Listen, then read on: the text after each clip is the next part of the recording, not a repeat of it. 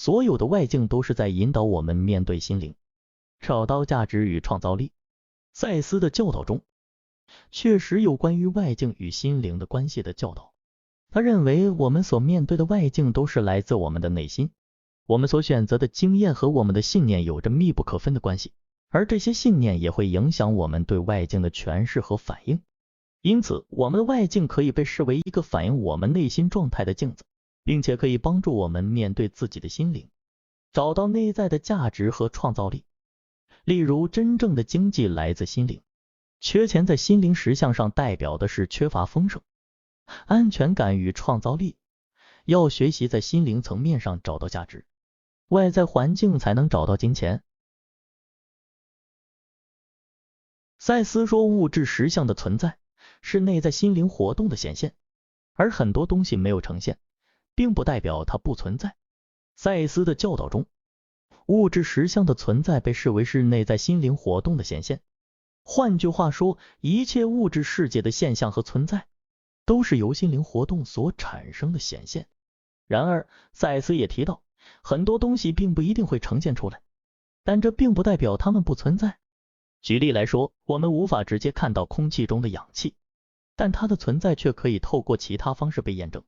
因此，赛斯教导我们要透过内在的心灵活动来探索和理解外在的物质世界。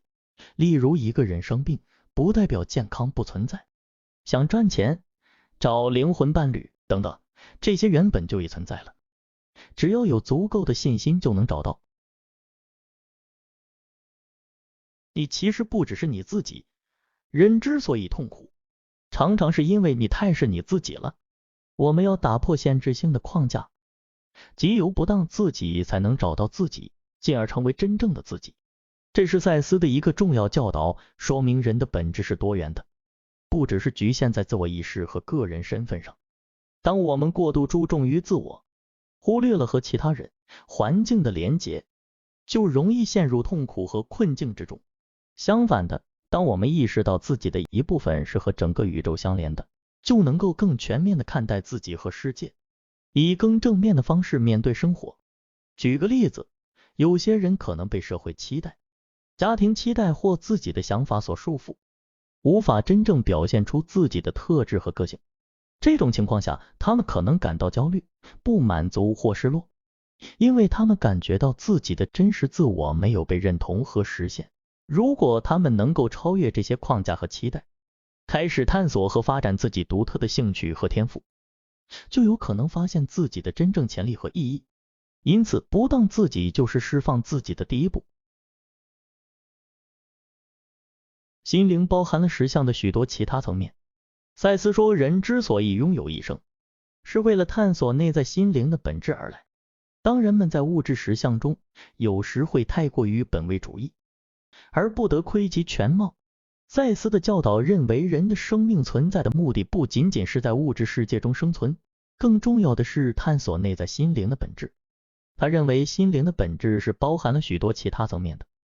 而人们只有在心灵的探索中才能真正认识自己。然而，人们往往在物质实相中过于着迷，忽略了内在心灵的探索。这种本位主义的观念使得人们只看到物质实相的表面，而无法看到其内在的本质。赛斯的教导提醒我们，要将目光转向内在，透过心灵的探索，更深入地认识自己和世界，才能获得更丰富的人生体验。举例来说，当人们只关注外在的物质世界，而忽略了自己内在的心灵世界，可能会感到心灵的空虚和失落。他们可能会感到生命缺乏意义和目标，甚至感到焦虑和沮丧。然而，如果能够深入探索自己内在的心灵，并与其连结，则能够获得更深刻的理解和智慧，并在人生中找到真正的意义和目的。这样的探索可能包括冥想、静心、梦境解析和探索自我意识等方式。